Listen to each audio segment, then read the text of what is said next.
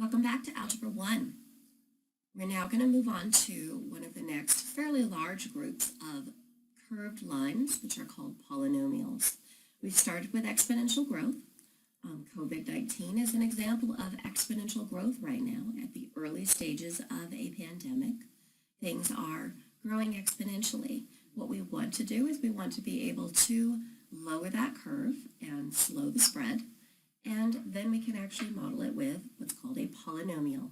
Polynomials can show you a lot of different types of curved graphs. These terms are incredibly important. You've got to understand what these different things are. In a polynomial, it is made up of terms. Each term consists of possibly numbers, possibly letters. Everything is multiplied together. When we have polynomial terms, the sign that is in front of it goes with the term. So this is a positive 3y, and this term, because it has no variables in it, is called the constant. Inside each term, we have coefficients. That's going to be our number that is in front of the variable. If it's a number by itself, it's called the constant. Coefficients here are 2 and 3. The variables can be different variables in different types of problems. When we start solving these, we're going to solve with just one variable, x again, but we can have more than one variable. And our variables can have an exponent. So in this term right here, another way I could write this is 2x because there are two x's. We tend to abbreviate it, so we use exponents. But all of these terms are very important. I say them all the time. You have to know what these different things are. When we have a video, it's useful to stop, pause, write things down so that you have time to get all of that in your notes. Then you can move forward. There's a lot of different questions that we can ask in a polynomial. Like, how many terms does the polynomial have? Each term is separated by a plus or a minus sign. So I have one term here. My second term starts with the negative, third term, and fourth term. So there are 4 terms. What is the constant? There's typically something that doesn't have a variable. Well, the only thing that doesn't have a variable is the 3, so the constant is 3. What is the coefficient of the variable with the highest power? These are placed in order, and we're going to find that that's really useful. So we start out with the highest power, and the highest power is 3, and the coefficient is the number in front of that highest power, which is 2. All different types of questions that we can ask. One of the more common questions we ask is, what is the degree of the polynomial? The degree is how many variables we have in each term. It is by term, so sometimes I only have one variable. When I have one variable, whatever the power is, that's the degree. In this first example, the degree is 8. In this second example, I have x's, I have y's, and I have a z, and I have to add all of those powers up, recognizing that the z has a 1, so I end up with a degree of 10. And if I have a constant is a degree of 0 because there's no variable. In a polynomial, we have individual terms. In each separate term, we need to find the degree. So our first term here has a degree of 5. Our second term, 6 plus 3 plus 1, is a degree of 10. And our third, 5 plus 2 plus 4, is a degree of 11. The degree of the entire polynomial is just the degree of the highest term. I don't add up all the degrees of all the terms. It's just the highest term. So these two are not going to be as important in determining the shape of the graph. Only the degree with the highest power ends up affecting things in the end. So if I'm looking for the degree of each polynomial, the degree of this one, there is only one variable, so the degree is 2. When I have more than one variable, I need to add the degrees, and the x has a 1 on it, so this is 1 plus 3. So the degree is 4. In this one, both of them are 3's, so I'm going to do 3 plus 3. The degree is 6. And in all constants, remember that x to the 0 is 1, so the degree is 0. My constant can be a decimal. That's okay. The degree is still 0. It's the question you're asking. Second thing that we have is how many terms are in the polynomial. If the polynomial is made up of only one term, it's called a monomial. In a polynomial that has 2 different terms, bi is going to mean 2, and tri is going to mean 3. So those are the most common types of polynomials we have: monomials, binomials, and trinomials. We can continue. There are names for all of the additional ones. We just start saying it's a polynomial. One of the most important things that we need to take care of is making sure that we put a polynomial in standard form. When we have standard form, the degrees are going to go down. So I start with x cubed, then I'm going to look for x squared, then x, and last is always the constant. So we often will have polynomials that are not in this form. We want to put them in this form, because the things that are the most important are the things that are listed right here. The leading coefficient. The leading coefficient is the number on the highest term. So if they're not in order, it's not the first one I run into. The degrees are descending, and the very end is our constant term. So we are typically going to, if you see a problem, write it in standard form on your paper. That's actually the first thing that we're going to ask. Write in standard form. And we want to make sure that we recognize that the positive or negative sign goes with the term that's after it. So that negative has to stay with the x cubed. When we rewrite this in standard form, we have to start with negative x cubed. Then if I don't have an x squared, that's okay. I'm not going to write it. There are times when we're going to want to write it and make sure that we have absolutely every term. So there we have it in standard form. In standard form, the very first term will have our degree. It is the power. If there are more than one variable, we're going to use the power of all of those added together. And the leading coefficient, I don't see the 1 here, but it has to be there, or I wouldn't see the x cubed, so the leading coefficient is 1. A monomial is always in standard form. The degree is going to be 4, and the leading coefficient is negative 3. These two terms are not in standard form. Remember that the negative sign goes with the term after it. So I have 5x squared minus x plus 4. My degree is 2. My leading coefficient is 5. My degree is not 1. If it's not in standard form, I'm not going to use the first term. This one has to be written as q to the 5th power plus 8q. And my degree is actually 5. And my leading coefficient, if I don't see it, it's a 1.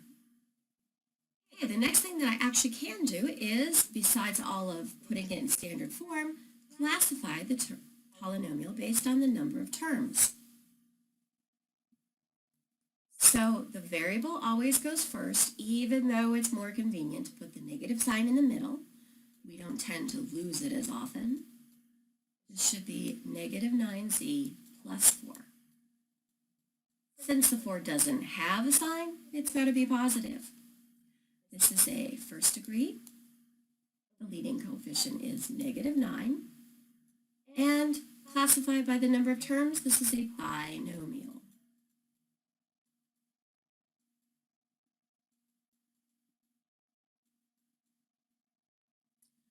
So this negative sign goes with this negative sign goes here. I don't have to have a constant term. In this case, my constant is 0. Rewriting this, I have t cubed is to be a negative. That means the t squared is positive because there's nothing in front. If it were negative, I'd see the negative sign. So this one has a degree of 3, has a leading coefficient. We'll abbreviate that. Leading coefficient is -1, and it is a trinomial.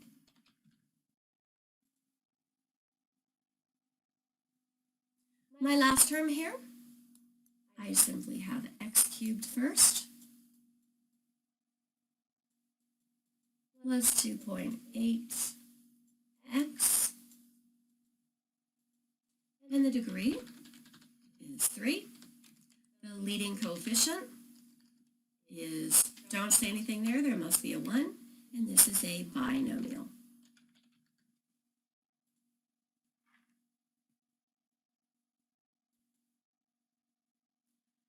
We're also going to add and subtract polynomials. When we add polynomials, we tend to have them start out in parentheses.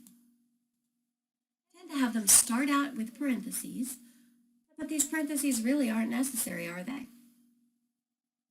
I'm not going to change anything. I don't have to distribute, so I don't need the parentheses. I always take a look at them. I go, okay, they aren't necessary. So my first step would be get rid of the parentheses.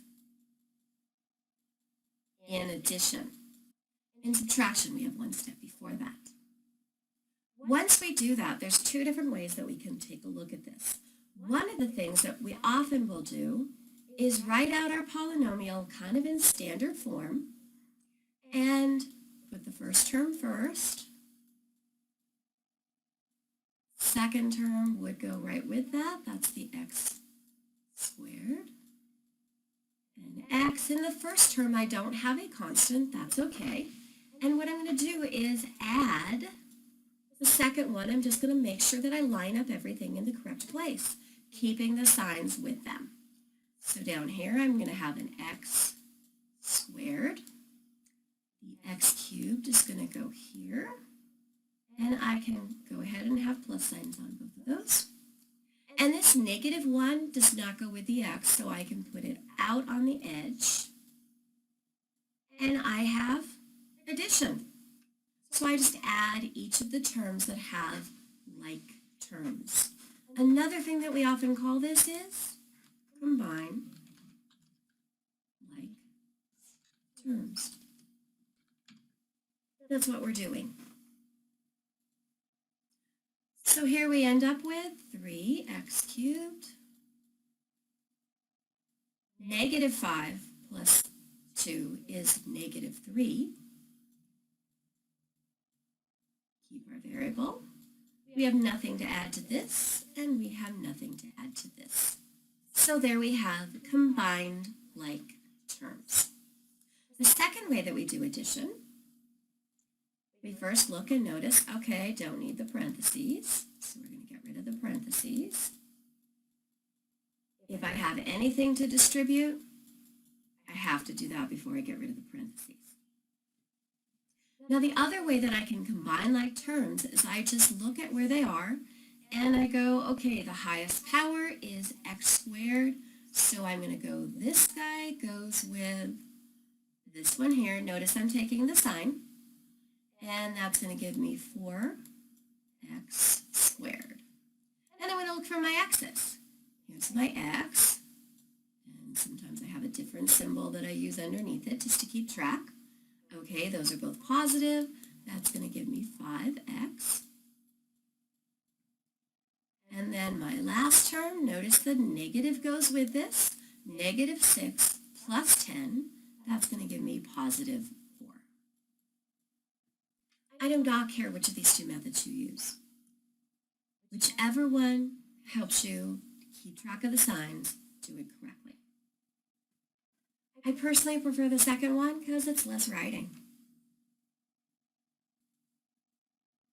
Now in subtraction, the very first thing we have to do is distribute the negative sign. So this negative sign needs to be distributed to all 3 of these. It's not getting to distribute it to the first term, so in the first term I'm just going to rewrite the first term, second term, and now when I distribute, negative times negative is positive 2n squared. Negative times positive is negative, and negative times negative is positive. We change the subtraction to an addition problem. Then when we combine like terms, first term has to go with this. Both are positive, so I have 6n squared. I only have one n by itself.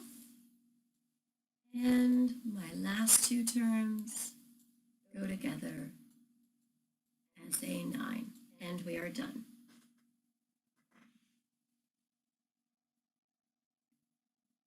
So if you are taking a look at the second method, I can get rid of these sets of parentheses right here. But the second set, nope, got to distribute. This negative goes to all 3 of these. That's going to give me negative 3x squared. Negative times negative is a positive x. And negative times negative is a positive 8. So I lined them up without having to rewrite everything. And now it's a big old add. So I end up with x squared. Negative 3 plus 1 is negative 2. And these are both positive 13. So there we go with addition and subtraction. There are quite a few times when we don't have every single term, and there's nothing wrong with that. We tend to have an easier time adding or subtracting when they're in standard form. Let's take a look at problem 11. I'm going to get rid of the parentheses on the first set, and they look okay as they are. I need to distribute here. That's going to give me negative 3k squared and plus 6. If I'm going to line these guys up, my first term, I don't have anything in between these, so this is degree 1, this is degree 0. But then when I go to line this guy up, there's nothing that it goes with. It actually has to go out in front. There's nothing to go underneath here. This would go here. That's actually going to show me how I'm combining terms. I end up with negative 3k squared minus k plus 11. And that would be my final term. When you are dealing with word problems, they're giving me the polynomials. The 2 things that I need to determine are, hey, is it addition or subtraction? And which one would go first if it is subtraction? If it's addition, it does not matter. If it is subtraction, the order matters. So I'm taking a look at 2 objects being dropped. The second one here is actually coming down a little bit slower from a lower height. I don't have a middle term here, but what is going to be the polynomial that represents the distance between the pennies? So at some point here, this penny has gotten to here, and this penny might have gotten to here. When this penny hits the ground, this penny is going to keep moving. So they're going to get closer together. What I'm looking for is the distance between those two. That's going to be a subtraction problem. And what I need to subtract is my second term is going to be this guy right here. That's going to say this guy starts off and this guy is not all the way to the ground yet. So my subtraction problem, now does my first polynomial need to have parentheses around it?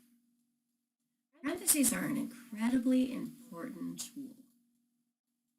There's times we absolutely need to use them. But my first term it's just addition, so subtraction, I only need to put the parentheses around the second term.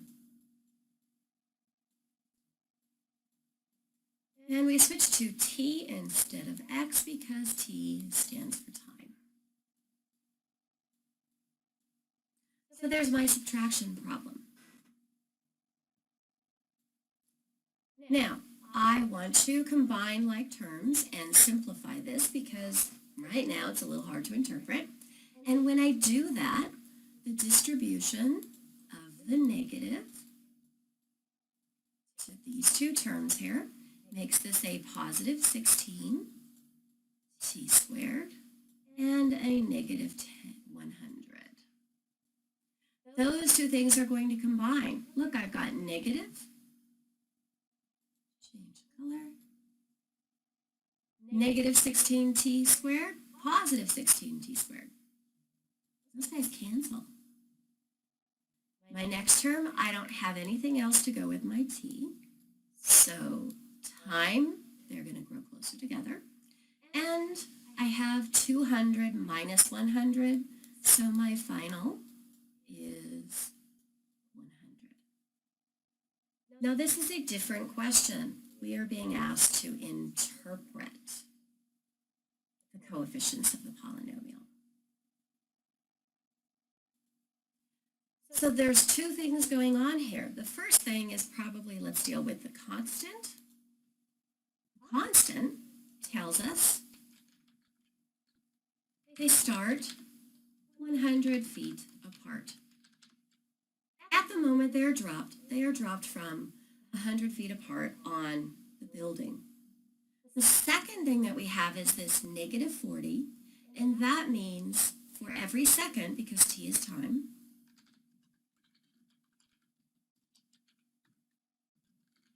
the pennies are getting closer. They're getting closer by 40 feet. So they're going to meet up in 2.5 seconds. Okay, your homework assignment is going to be on Google Classroom.